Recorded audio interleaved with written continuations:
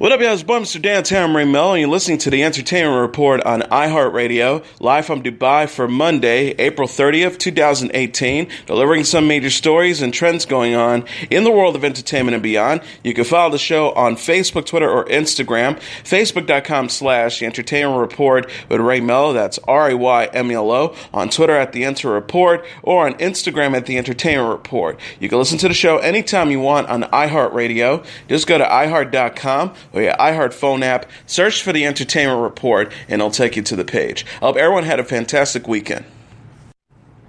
The cast of Avengers Infinity War joined James Corden to tour Los Angeles on a bus Thursday on The Late Late Show. Chris Pratt, who plays Star-Lord, Benedict Cumberbatch, who plays Doctor Strange, Don Cheadle, who plays War Machine, Elizabeth Olsen, who plays Scarlet Witch, Anthony Mackie plays Falcon, Paul Bettany plays Vision, Tom Hiddleston, who plays Loki, Paul Clementeff, who plays Mantis, Zoe Saldana, who plays Gamora, Lea Wright, who plays Shuri, Sebastian Stan, who plays Winter Soldier, Winston Duke, who plays M'Baku, and Josh Brolin, who plays Thanos, took part in the skit.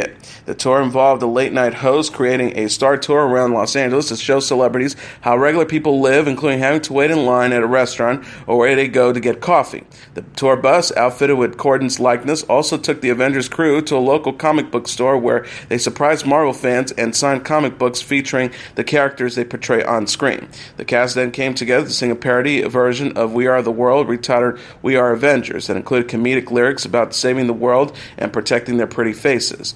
As the tour came to an end, Chris Hemsworth, who plays Thor, stopped by thinking that the journey had just begun. An end credits scene was then shown featuring Corden carelessly throwing away an Infinity Stone from the new Avengers film as he cleaned the bus. Avengers Infinity War was released in theaters on Friday.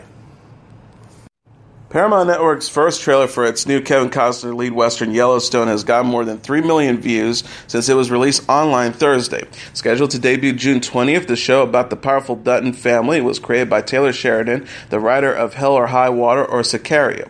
It co-stars Wes Bentley, Kelly Riley, Luke Grimes, Gil Birmingham, and Cole Hauser. The message accompanying the 2-minute clip says the Duttons control the largest contiguous ranch in the U.S. and must contend with constant attacks by land developers, clashes with an Indian reservation, and conflicts with America's first national park.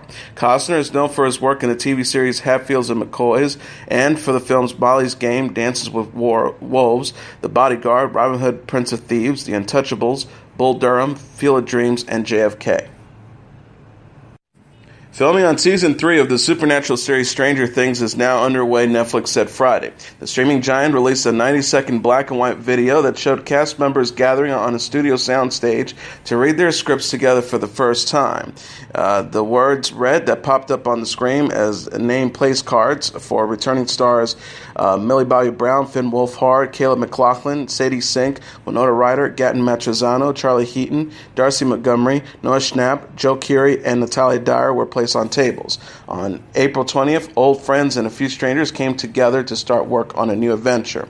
Cards bearing the names of series newcomers Maya Hawke, Jake Busey, and Carrie Ellis were also spotted. Ryder previously worked with Alice on Bram Stoker's Dracula in 1992 and with Hawke's father Ethan in 1994's Reality Bites. The Goldbergs cast member Sean Giambrone will portray Ron Stoppable in Disney Channel's live-action Kim Possible movie. The 18-year-old actor who will co-star opposite 16-year-old newcomer Sadie Stanley in the project, which will be filmed this summer for an anticipated 2019 premiere.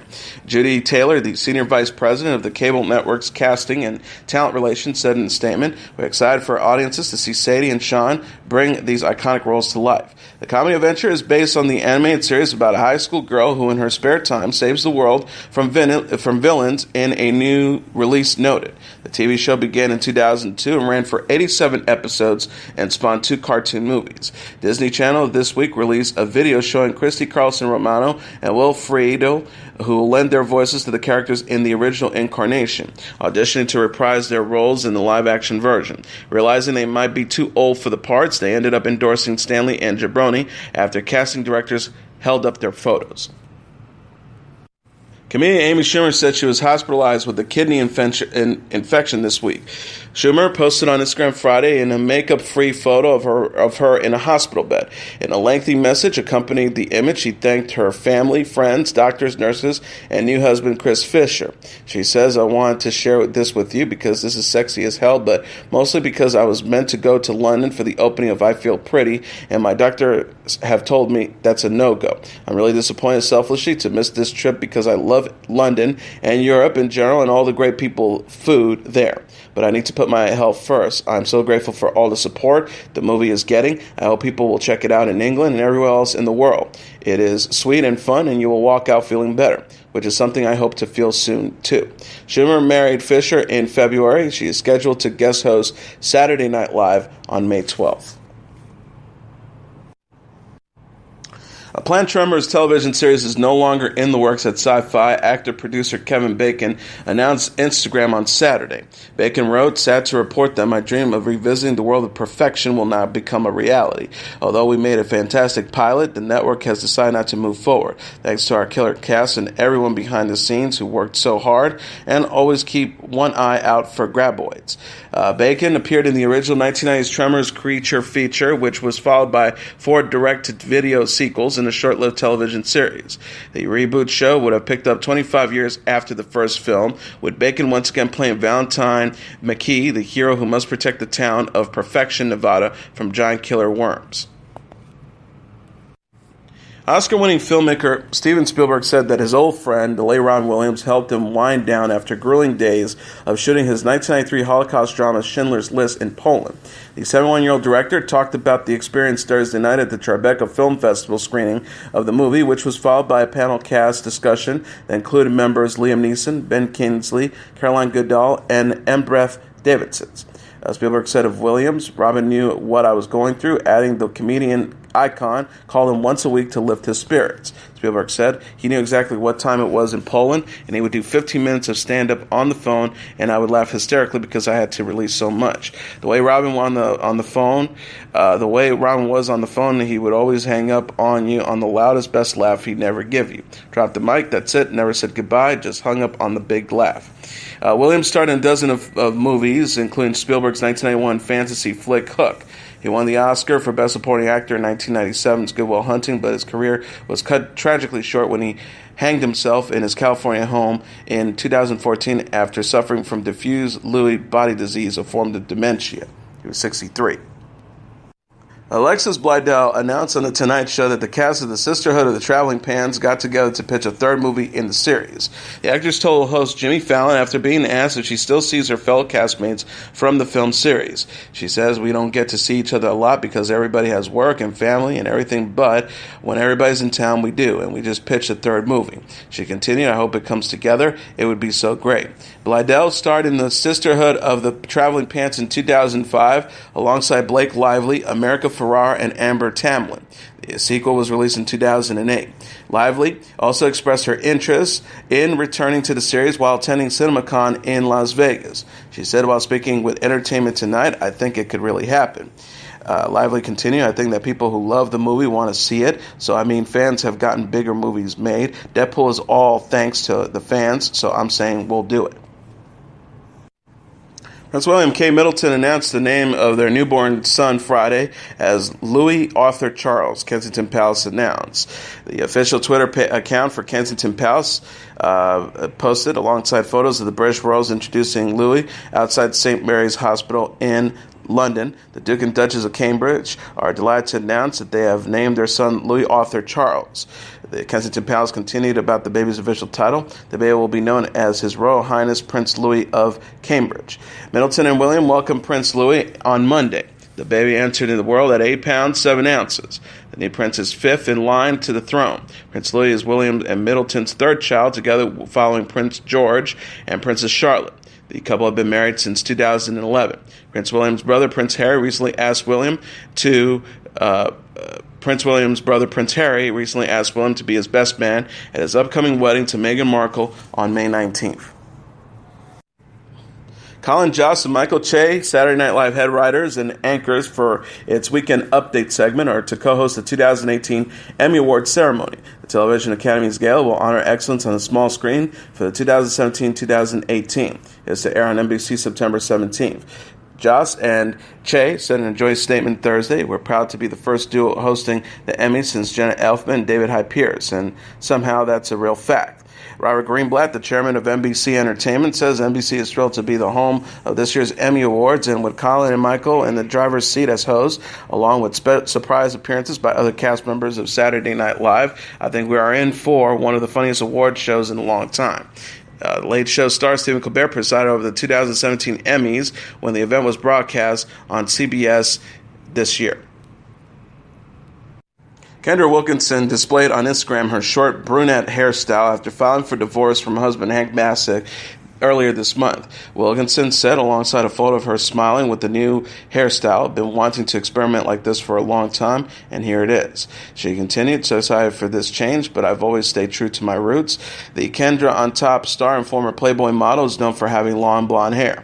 Wilkinson filed for divorce from Bassett recently after 9 years of marriage, citing irreconcilable differences. The pair shared 8-year-old son Hank and 3-year-old daughter Elijah together. Both listed their date of separation as January 1st, 2018, and are requesting joint physical and legal custody of their 2 children. Wilkinson said on Instagram previously, "Today is the last day of my marriage to this beautiful man. I will forever love Hank and be open, but for now we have chosen to go our own ways. I'm beyond sad and heartbroken because I did believe in forever. That's why I said yes, but unfortunately too much fear has gotten in the way."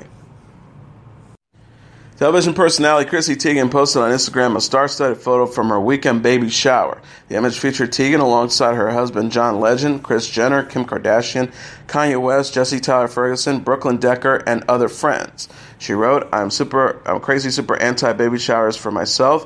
Opening gifts in front of people makes me want to die. Receiving gifts makes me very uncomfortable because I feel blessed to the max already. And I really hate writing thank you cards with my poor penmanship. But people I love trick me with dinner invites, and they happen. Thank you to all my friends on both coasts for knowing me exactly. A mellow night of dinner, cake, and love. That is all I could ever want for a perfect night. Thank you, insanely generous at Kris Jenner, for opening up your home and getting me every carrot cake in the city. And at Jenna King Hair for knowing exactly how to lure me out of my home and exactly how to make me happy. All love. Teigen and Legend announced in November that they're expecting their second child. They're also the parents of a 2-year-old daughter named Luna. Actress and singer Lea Michele has announced she is engaged to Zandy Reich. She captioned the Instagram post she posted on Saturday, yes, showing her face covered with her hand, which is adorned with the large diamond ring. Michele has been dating the AYR clothing company president for about a year, People magazine says. She previously was in a long-term relationship with her former Glee co-star Corey Monteith, who died of a drug overdose in 2013. Michele and another former Glee class member, Darren Criss, recently announced their plans to embark on a joint North American summer concert tour starting next month. Tony and Emmy Award-winning actress Cicely Tyson says she was grateful to have her hands and footprints immortalized in front of Hollywood's iconic TCL Chinese Theater on Friday. The 93-year-old star of Roots and the autobiography of Miss Jane Pittman got her hands a little dirty as her own slab of concrete joined the likes of Humphrey Bogart, John Wayne, and Marilyn Monroe outside the iconic theater. Tyson says the fact that she thought enough of what I was trying to do throughout my entire career is worthy of this moment. I cannot tell you how grateful I am. The honor was part of the Turner Classic Movies Classic Film Festival. Filmmaker Tyler Perry hosted the ceremony, and TCM host Ben Mackwood spoke.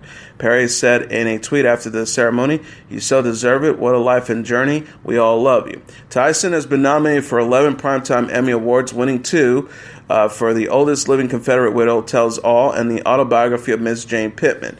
Her most recent nomination came for her guest appearance on How to Get Away with Murder. She also won awards from the African American Film Critics Association, the Black Film Critics Circle Association, Black Reels Awards, Cable Ace Awards, the Ellie Women in Hollywood Awards, the Gold Derby Awards, Gracie Allen Awards, the Hollywood Film Awards, the Image Awards, National Board of Reviews, the Online Film and Television Association Awards, the Satellite Awards, the Screen Actor Guild Awards, the TV Land Awards, and the Women in Film Crystals Award. Tyson has also been nominated for a Golden Globe and an Oscar for 1972's Sounder. For her work on the stage, she won the Tony Award, Outer Critics Award, and Drama Desk Award for her role in The Trip to Bountiful. Tyson said she was surprised when her agent called her to tell her about the handprint ceremony. She told NBC News, and I said, "You've got to be kidding me. I mean, it's the last thing in the world that I was even thinking of. It came as truly as a surprise." The original members of the Swedish pop group ABBA announced Friday they have recorded 2 new songs. The band said on its website Friday, "We all 4 felt that after some 35 years it could be fun to join forces again and go into the recording studio. So we did. And it was like time had stood still and that we only had been away on a short holiday. An extremely joyful experience. We may have come of age, but the song is new and it feels good. One of the new tracks, I Still Have Faith in You, is set for release in December and will be part of the virtual ABBA Avatar Tour experience that is to begin next year," Variety reported. No details about the second song they recorded this year has been disclosed yet. Agnetha Fältskog, Björn Ulvaeus, Benny Andersson, and Anna Frid Lyngstad formed the group in 1972, but they broke up a decade later after producing hits such as Dancing Queen, Take a Chance on Me, Mamma Mia, Super Troopers, The Winner Takes It All, SOS, I Do, I Do, I Do, I Do, I Do, Waterloo, Thank You for the Music, and Honey, Honey. Their music is the foundation for the stage musical Mamma Mia and its film adaptation, as well as the upcoming movie musical Mamma Mia, Here We Go Again. Ed Sheeran is back in puppet form in his latest music video for his song Happier from his 3rd studio album Divide. The clip released Friday features Sheeran as a puppet experiencing his heartbreak as he sees his ex, represented by a balloon girl, with a new boyfriend. Sheeran is then seen thinking back on his time with his past lover and drowning his sorrows at a bar before he begins performing on a sidewalk next to a sign that reads, "Heartbroken and Unhappier."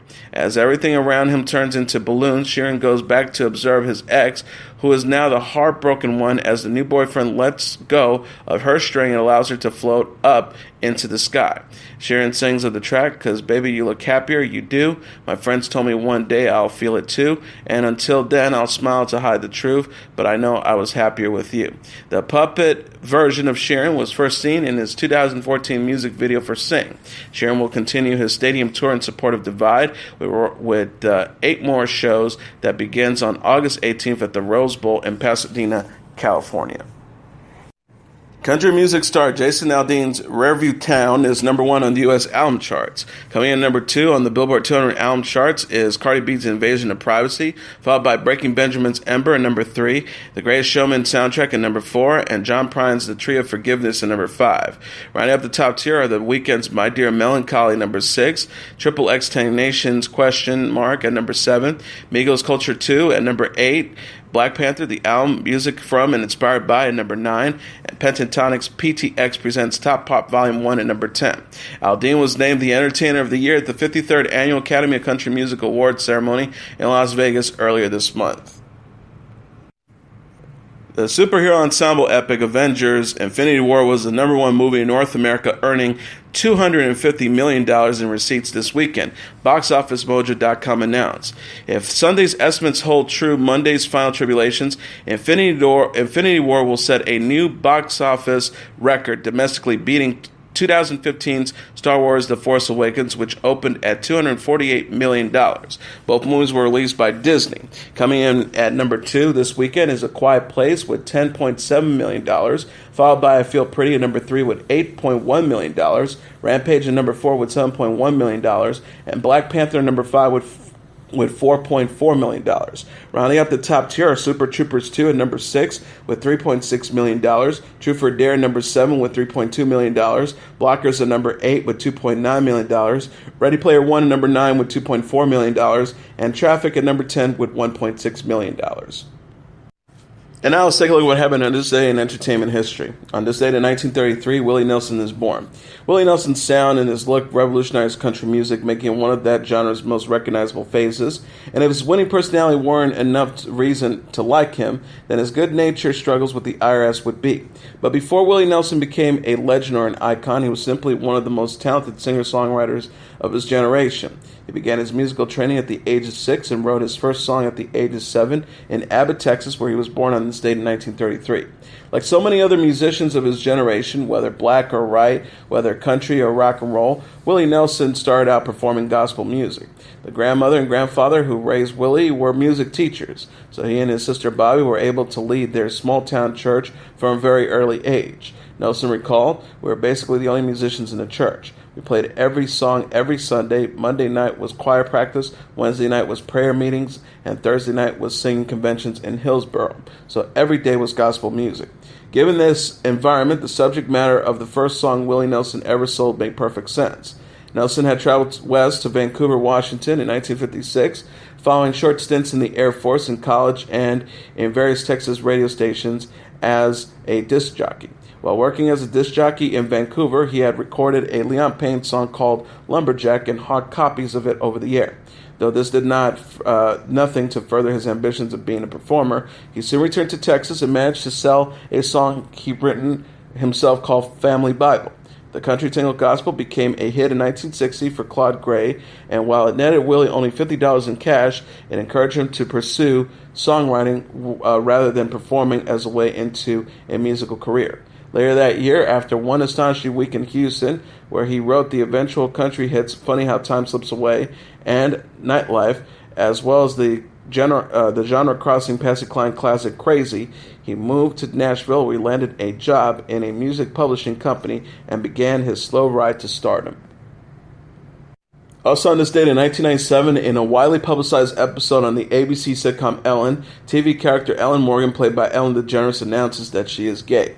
DeGeneres, a former stand-up comedian who was born on January 26, 1958, became part of the ensemble cast of the ABC series These Friends of Mine in 1994. She soon emerged as the undisputed star of the show, which landed in the top 20 best-rated programs for the 1994-1995 season. It would return in 1995 after being renamed Ellen. With her sitcom success, DeGeneres seemed to be following in the footsteps of stand-up comics such as Tim Allen and Jerry Seinfeld. Like them, DeGeneres soon published a best-selling memoir, My Point, and I Do Have One, in 1995. In the fall of 1996, word leaked out that the character of Ellen Morgan, a bookstore manager, might acknowledge that she was a lesbian, making Ellen the first primetime sitcom to feature a gay leading character. Over the next 6 months, ABC relentlessly encouraged the hype, with DeGeneres herself fueling the fire by joking in television interviews that her character was Lebanese and resisted attempts to clarify her own sexuality. A week before the episode aired, DeGeneres made a well-publicized coming out of her own, appearing on the cover of Time magazine under the headline, "Yep, I'm gay." An interview with Diane Sawyer on ABC's 2020 ran on April 25th during the all-important sweeps weekend week for the network. An estimated 42 million viewers watched the April 30th special hour-long episode, which featured cameo appearances by Laura Dern as the woman Ellen falls for, Oprah Winfrey as the therapist to whom she makes her revelation, Katie Lang, Demi Moore, Billy Bob Thornton, and Dwight Yoakam. Later episodes of Ellen failed to hold audiences, however, and by the end of the 1997 season, the show was canceled due to low ratings. DeGeneres went on to star in the short-lived CBS sitcom The Ellen Show and provide the voice for a lead character in the acclaimed 2003 animated blockbuster Finding Nemo. In September 2003, she launched a syndicated talk show, The Ellen DeGeneres Show, which won 4 Daytime Emmy Awards in its first season. From 2004 to 2008, DeGeneres picked up 4 straight Daytime Emmy Awards for Best Talk Show Host. She has also served as a host for both the Emmy Awards and the Academy Awards. In addition to her thriving career, DeGeneres also made headlines for her love life, including a well-publicized relationship with the actress Anne Heche, who later broke up with DeGeneres and married a man.